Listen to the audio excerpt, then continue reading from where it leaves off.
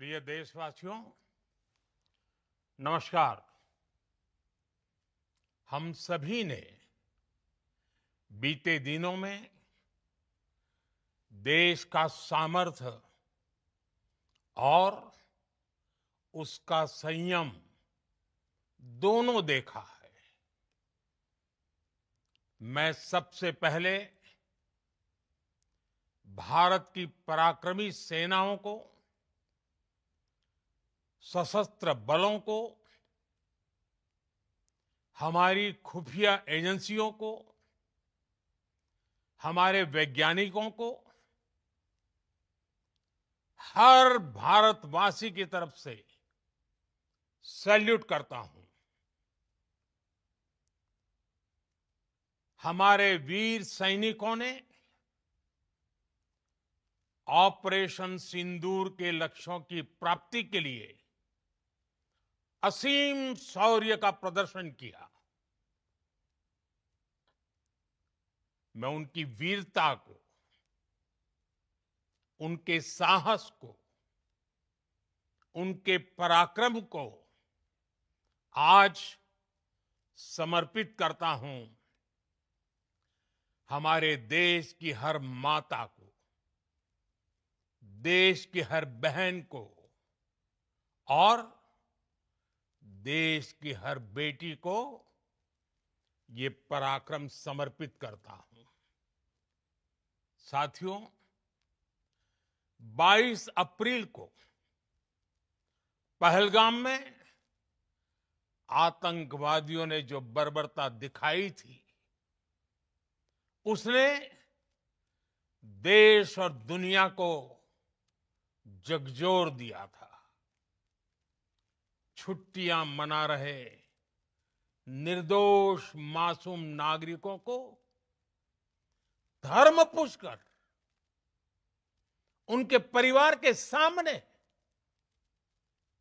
उनके बच्चों के सामने बेरहमी से मार डालना,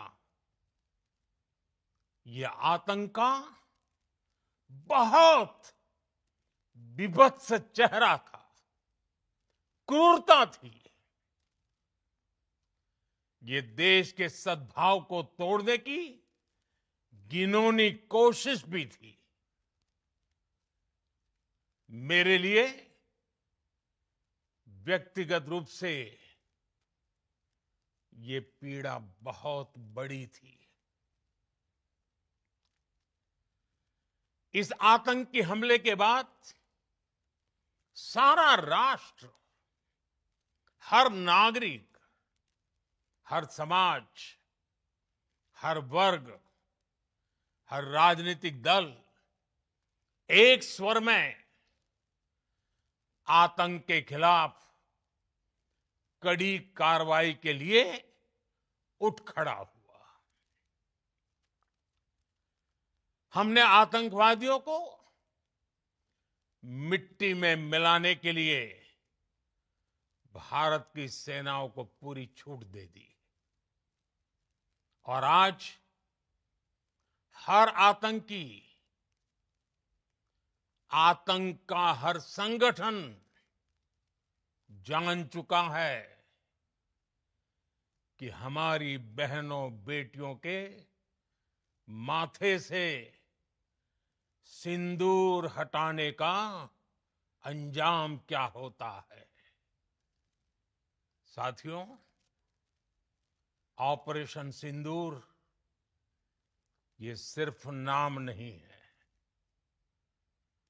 ये देश के कोटि कोटि लोगों की भावनाओं का प्रतिबिंब है। ऑपरेशन सिंदूर न्याय की अखंड प्रतिज्ञा है।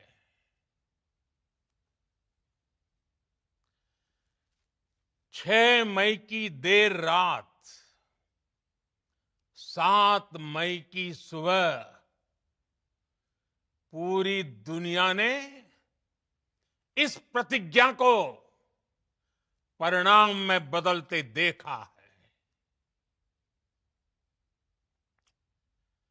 भारत की सेनाओं ने पाकिस्तान में आतंक के ठिकानों पर, उनके ट्रेनिंग सेंटर्स पर सटीक प्रहार किया।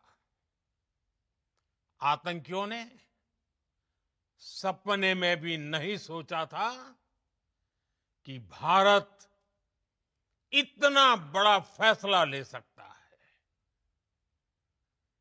लेकिन जब देश एकजुट होता है, नेशन फर्स्ट की भावना से भरा होता है, राष्ट्र सर्वोपरि होता है,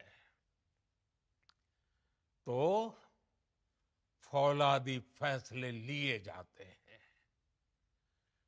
परिणाम लाकर दिखाए जाते हैं। जब पाकिस्तान में आतंक के अड्डों पर भारत की मिसाइलों ने हमला बोला, भारत के ड्रोन्स ने हमला बोला, तो आतंकी संगठनों की इमारतें नहीं, बल्कि उनका हौसला भी थर्रा गया। बहावलपुर और मुरिद के जैसे आतंकी ठिकाने एक प्रकार से ग्लोबल टेररिज्म की यूनिवर्सिटीज रही है। दुनिया में कहीं पर भी जो बड़े आतंकी हमले हुए हैं, चाहे 9/11 हो, चाहे लंदन ट्यूब बॉम्बिंग हो, या भारत में दशकों से जो बड़े बड़े आतंकी हमले हुए हैं, उन सब के तार कहीं ना कहीं आतंक के इन्हीं ठिकानों से जुड़ते रहे हैं। आतंकियों ने हमारी बहनों का सिंदूर उजाड़ा था, इसलिए भारत ने आतंक के ये हेडक्वार्टर्स उजाड़ दिए। भारत के इन हमलों में 100 से अधिक खूंखार आतंकवादियों को मौत के घाट उतारा गया है। आतंक के बहुत सारे आका बीते 2.5-3 दशकों से खुलेआम पाकिस्तान में घूम रहे थे, जो भारत के खिलाफ साजिशें करते थे। उन्हें भारत ने एक झटके में खत्म कर दिया। साथियों, भारत की इस कार्रवाई से पाकिस्तान घोर निराशा में गिर गया था, हताशा में गिर गया था, बौखला गया था। और इसी बौखलाहट में उसने एक और दुस्साहस किया। आतंक पर भारत की कार्रवाई का साथ देने के बजाय पाकिस्तान ने भारत पर ही हमला करना शुरू कर दिया।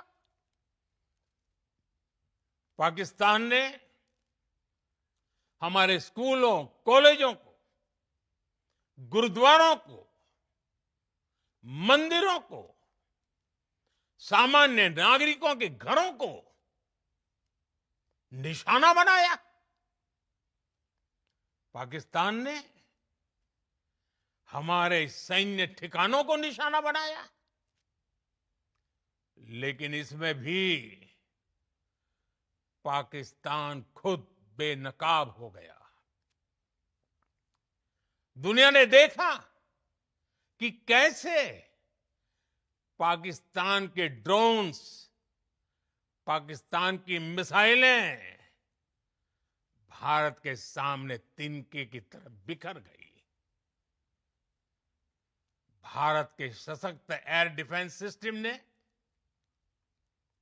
उन्हें आसमान में ही नष्ट कर दिया।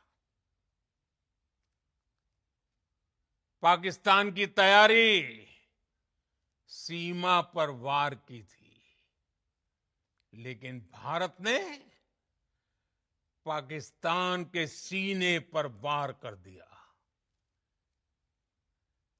भारत के ड्रोन्स, भारत की मिसाइलों ने सटीकता के साथ हमला किया। पाकिस्तानी वायुसेना के उन एयरबेस को नुकसान पहुंचाया, जिस पर पाकिस्तान को बहुत घमंड था। भारत ने पहले 3 दिनों में ही पाकिस्तान को इतना तबाह कर दिया जिसका उसे अंदाजा भी नहीं था। इसलिए भारत की आक्रामक कार्रवाई के बाद पाकिस्तान बचने के रास्ते खोजने लगा। पाकिस्तान दुनिया भर में तनाव कम करने के लिए गुहार लगा रहा था और बुरी तरह पीटने के बाद इसी मजबूरी में 10 मई की दोपहर को पाकिस्तानी सेना ने हमारे डीजीएमओ को संपर्क किया। तब तक हम आतंकवाद के इंफ्रास्ट्रक्चर को बड़े पैमाने पर तबाह कर चुके थे। आतंकियों को मौत के घाट उतार दिया गया था। पाकिस्तान के सीने में बसाए गए आतंक के अड्डों को हमने खंडहर बना दिया था। इसलिए जब पाकिस्तान की तरफ से गुहार लगाई गई, पाकिस्तान की तरफ से जब ये कहा गया कि उसकी ओर से आगे कोई आतंकी गतिविधि और सैन्य दुस्साहस नहीं दिखाया जाएगा, तो भारत ने भी उस पर विचार किया। और मैं फिर दोहरा रहा हूं, हमने पाकिस्तान के आतंकी और सैन्य ठिकानों पर अपनी जवाबी कार्रवाई को अभी सिर्फ स्थगित किया है। आने वाले दिनों में हम पाकिस्तान के हर कदम को इस कसौटी पर मापेंगे कि वो क्या रवैया अपनाता है। साथियों, भारत की तीनों सेनाएं, हमारी एयरफोर्स, हमारी आर्मी और हमारी नेवी, हमारी border security force BSF, Bharat के अर्धसैनिक बल लगातार अलर्ट पर है। सर्जिकल स्ट्राइक और एयर स्ट्राइक के बाद अब ऑपरेशन सिंदूर आतंक के खिलाफ भारत की नीति है। ऑपरेशन सिंदूर ने आतंक के खिलाफ लड़ाई में एक नई लकीर खींच दी है, एक नया पैमाना, न्यू नॉर्मल तय कर दिया है। पहला, भारत पर आतंकी हमला हुआ तो मुंह तोड़ जवाब दिया जाएगा। हम अपने तरीके से, अपनी शर्तों पर जवाब देकर रहेंगे।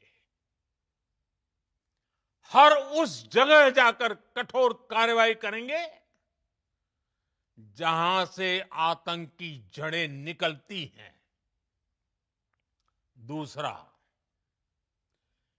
कोई भी न्यूक्लियर ब्लैकमेल भारत नहीं सहेगा। न्यूक्लियर ब्लैकमेल की आड़ में पनप रहे आतंकी ठिकानों पर भारत सटीक और निर्णायक प्रहार करेगा। तीसरा, हम आतंक की सरपरस्त सरकार और आतंक के आकाओं को अलग अलग नहीं देखेंगे। ऑपरेशन सिंदूर के दौरान दुनिया ने पाकिस्तान का वो घिनौना सच फिर देखा है, जब मारे गए आतंकियों को विदाई देने पाकिस्तानी सेना के बड़े बड़े अफसर उमड़ पड़े। स्टेट स्पॉन्सर्ड टेररिज्म का ये बहुत बड़ा सबूत है। हम भारत और अपने नागरिकों को किसी भी खतरे से बचाने के लिए लगातार निर्णायक कदम उठाते रहेंगे। साथियों, युद्ध के मैदान पर हमने हर बार पाकिस्तान को धूल चटाई है और इस बार ऑपरेशन सिंदूर ने नया आयाम जोड़ा है। हमने रेगिस्तानों और पहाड़ों में अपनी क्षमता का शानदार प्रदर्शन किया और साथ ही न्यू एज वॉरफेयर में भी अपनी श्रेष्ठता सिद्ध की। इस ऑपरेशन के दौरान हमारे मेड इन इंडिया हथियारों की प्रामाणिकता सिद्ध हुई। आज दुनिया देख रही है 21वीं सदी के वॉरफेयर में made in India defence equipments, इसका समय आ चुका है। साथियों, हर प्रकार के आतंकवाद के खिलाफ हम सभी का एकजुट रहना, हमारी एकता हमारी सबसे बड़ी शक्ति है। निश्चित तौर पर ये युग युद्ध का नहीं है, लेकिन ये युग आतंकवाद का भी नहीं है। टेररिज्म के खिलाफ जीरो टॉलरेंस, ये एक बेहतर दुनिया की गारंटी है। साथियों, पाकिस्तानी फौज, पाकिस्तान की सरकार जिस तरह आतंकवाद को खाद पानी दे रहे हैं, वो एक दिन पाकिस्तान को ही समाप्त कर देगा। पाकिस्तान को अगर बचना है तो उसे अपने टेरर इंफ्रास्ट्रक्चर का सफाया करना ही होगा। इसके अलावा शांति का कोई रास्ता नहीं है। भारत का मत एकदम स्पष्ट है। टेरर और टॉक एक साथ नहीं हो सकते।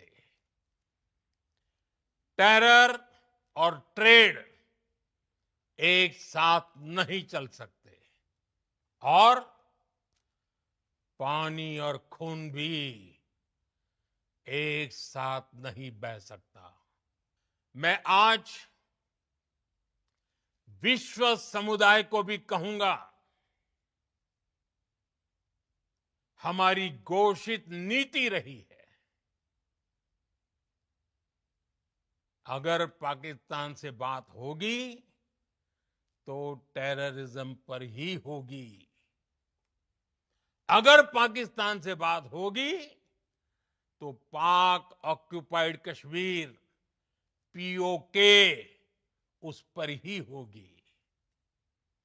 प्रिय देशवासियों, आज बुद्ध पूर्णिमा है। भगवान बुद्ध ने हमें शांति का रास्ता दिखाया है।